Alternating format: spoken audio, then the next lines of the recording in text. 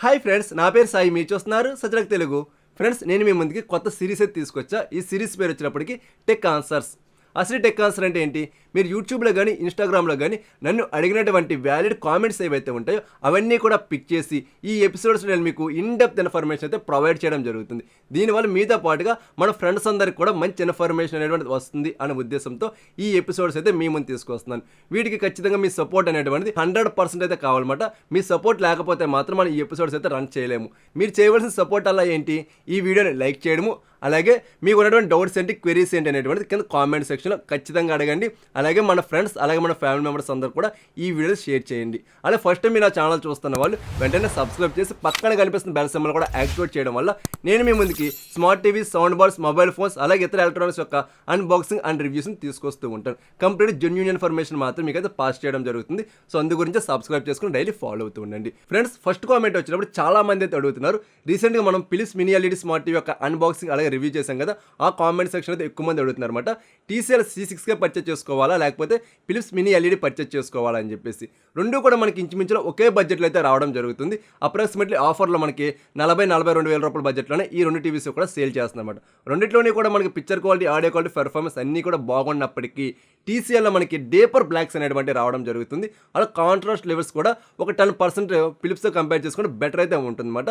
అలాగే మనకి motion blur reduce కూడా మనకి TCLలోనే కొద్ది బెటర్ అయితే ఉంటుంది. ఇమేజ్ ప్రాసెసింగ్ అంతా కూడా ఫిలిప్స్తో కంపేర్ చేసుకుంటే ఒక 10% TCLలో బెటర్ పెర్ఫార్మింగ్ అనేటువంటిది ఉండడం జరుగుతుంది. గేమింగ్ ఆడుకోవాలి అనుకున్న వాళ్ళు కూడా TCL స్మార్ట్ టీవీ అయితే పర్చేస్ చేసుకోండి. ఆడియో క్వాలిటీ అయితే మాత్రం చాలా సింపుల్గా నోటీస్ చేస్తారన్నమాట. TCLకి ఫిలిప్స్కి మనకి TCL అయితే కొంచెం హైలో ఉండడం జరుగుతుంది. సో మీకు అర్థమైందా? ఈ రెండు టీవీస్ ఏది పర్చేస్ చేసుకోవాలంటే మాత్రం TCLలో C6కి అయితే పర్చేస్ చేసుకోండి. మీరు 100% సాటిస్ఫై అవ్వడం జరుగుతుంది. సర్వీస్ అంతా కూడా TCLలో కొంచెం మెరుగ్గా అయితే ఉండడం జరుగుతుంది అనమాట. నెక్స్ట్ సెకండ్ కామెంట్ వచ్చినప్పటికి ఆదిత్య గారు అయితే అడుగుతున్నారు అనమాట.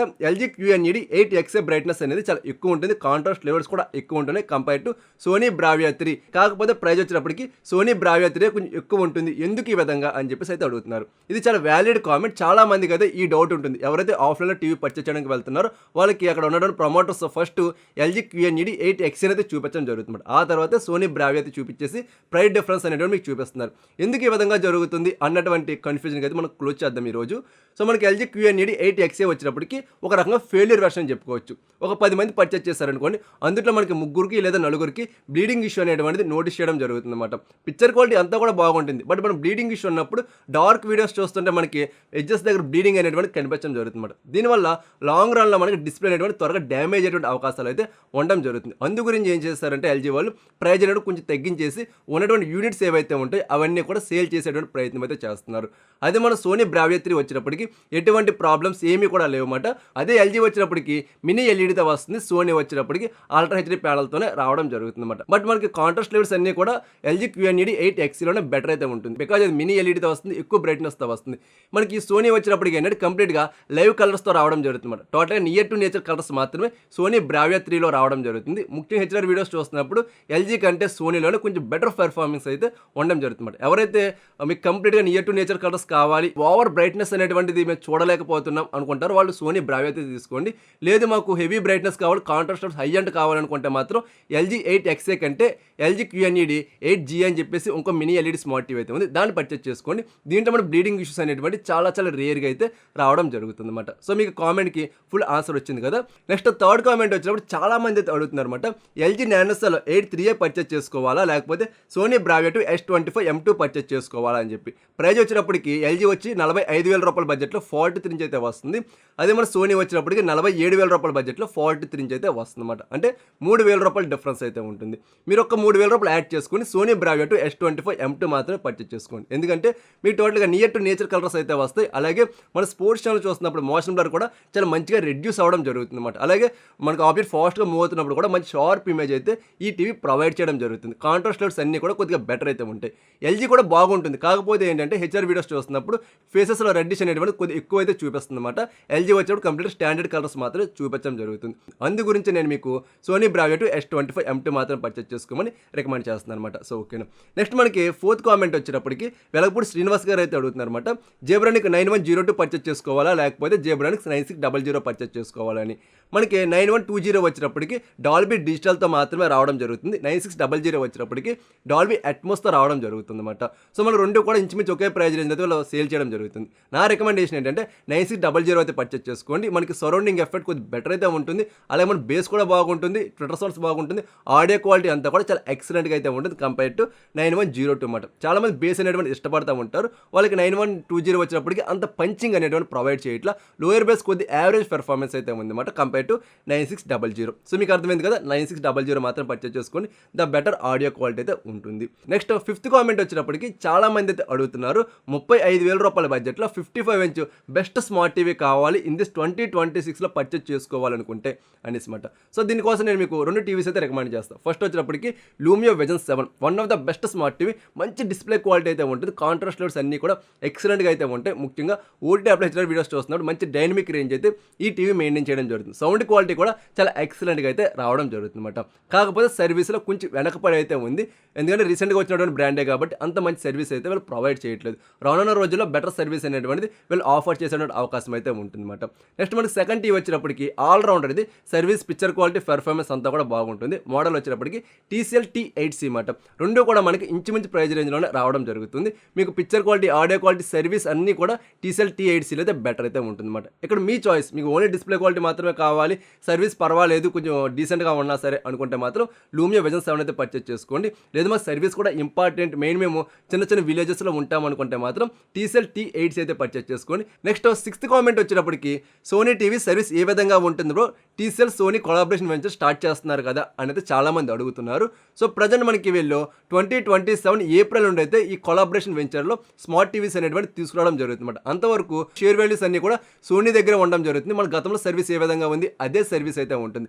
ప్రజెంట్ వీళ్ళు ఓన్లీ MOU మాత్రం కుదుర్చుకున్నారన్నమాట. ఈ MOUలో భాగంగా ఏంటంటే సోనీ దగ్గర 49% షేర్ వాల్యూ ఉంటుంటే TCL దగ్గర 51% షేర్ వాల్యూ అనేటువంటి ఉండడం జరుగుతుంది. TCL ఏం చేస్తుందంటే కంప్లీట్ మ్యానుఫ్యాక్చరింగ్ చేస్తుంది, అలాగే సర్వీస్ అనేటువంటిది ఎక్స్పాండ్ చేస్తుంది, అలాగే స్ట్రాటజిక్ అంటే మార్కెటింగ్లో ఏ విధంగా సేల్ చేసుకోవాలి ఏంటి అనేటువంటి స్ట్రాటజిక్స్ అన్నీ కూడా TCL ప్లే చేయడం జరుగుతుంది. సోనీ ఏం చేస్తుందంటే కంప్లీట్గా ప్రాసెస్ కావచ్చు, అలాగే మన చిప్స్ అండ్ బోర్డ్స్ అన్నీ కూడా సప్లై చేయడం జరుగుతుంది, అలాగే స్ట్రాటజిక్స్ అన్నీ కూడా వీళ్ళకి ఇన్ఫార్మ్ చేయడం జరుగుతుంది. సర్వీస్ వారీగా అయితే మాత్రం మీకు గతంలో ఏ విధంగా ఉంది అదే విధమైన సర్వీస్ అయితే ఉంటుంది తప్ప ఎక్కడ కూడా సర్వీస్ అయితే డ్రాప్ అవడం ఉండదు. ఈ పాయింట్ అయితే మీరు బలంగా నోట్ చేసుకోండి.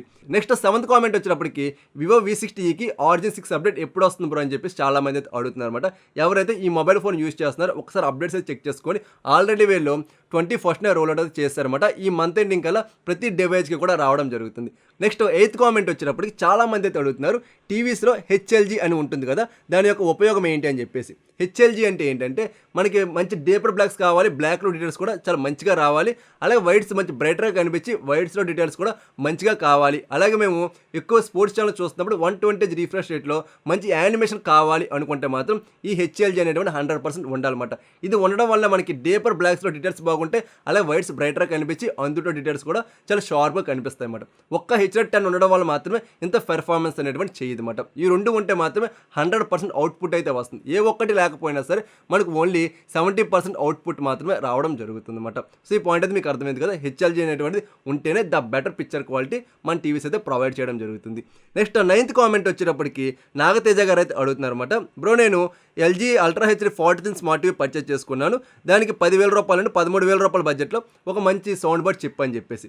సో ఎవరైతే 10,000 రూపాయల నుండి 13,000 రూపాయల బడ్జెట్లో ఒక మంచి సౌండ్ బార్ కోసం చూస్తున్నారు, అది కూడా 43 inch ultra HD smart TVs use చేస్తున్నారు, లైక్ డాల్బీ అట్మోస్ సపోర్ట్ ఉన్నా సరే ఇప్పుడు చెప్పేటువంటి ఈ రెండు సౌండ్ బార్స్ని మీరు అయితే కన్సిడర్ చేసుకోవచ్చు. అందులో ఫస్ట్ వచ్చేటప్పటికి మోటరోలా యాంప్లిఫైర్ సౌండ్ బార్ అనమాట. దీని ఒక లింక్ వచ్చేటప్పటికి ఇక్కడ ప్రోటైన్ చెప్పేసి ఉంది కదా, అక్కడైతే ఉంటుంది, అక్కడైతే మీరు పర్చేస్ చేసుకోండి.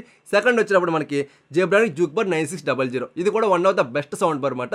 చాలా మందికి ఏంటంటే 5.1 అంతగా ఇంట్రెస్ట్ ఉండదు, ఓన్లీ 3.1 మాత్రం ఇష్టపడతా ఉంటారు, వాళ్ళైతే దీన్ని కన్సిడర్ చేసుకోవచ్చు. సరౌండింగ్ ఎఫెక్ట్ అంతా కూడా ద బెస్ట్ అయితే ఉంటుంది.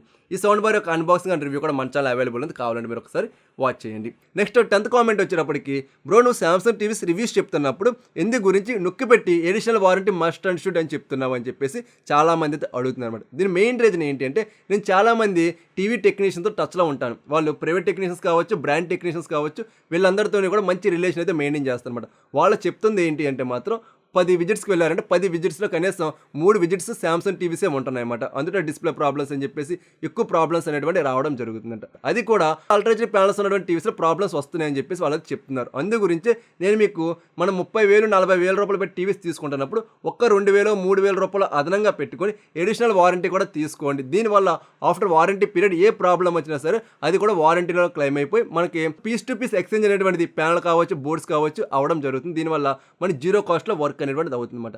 అదే మనకి ఎడిషనల్ వారంటీ లేదనుకోండి, మనం ప్యానల్ మార్చుకోవాలంటే depending on model and size 15,000 రూపాయల బడ్జెట్ నుండి 25,000 రూపాయలు అంతకంటే ఎక్కువ అయ్యేటువంటి అవకాశం అయితే ఉంటుంది. ముందే మీరు 3,000 రూపాయలు పెట్టుకుంటే మనం ఎక్కువ అమౌంట్ అనేటువంటి పెట్టాల్సిన అవసరం ఉండదు కదా అని అయితే నేను ఈ పాయింట్ నేను మీకు నొక్కి పెట్టి అయితే చెప్పడం జరుగుతుంది. ఇది కంప్లీట్గా టాప్ 10 కామెంట్స్ వచ్చేటప్పటికి ఇంకా మీరు కామెంట్స్ అడిగే కొద్ది ఇంకా బెటర్ వీడియోస్ అనేటువంటి మీ ముందుకు వస్తూ ఉంటాయి అన్నమాట. మీకు ఏ డౌట్ ఉన్నా సరే నిరభ్యంతరంగా కింద కామెంట్ సెక్షన్లో అడిగితే వెంటనే రిప్లైస్ అనేటువంటి ఇస్తా. అలాగే వీడియోస్లో కూడా వాటిని అయితే ఎక్స్ప్లెయిన్ చేయడం జరుగుతుంది. అందు గురించి మస్ట్ అండ్ షుడ్గా కామెంట్ అనేటువంటి చేయండి.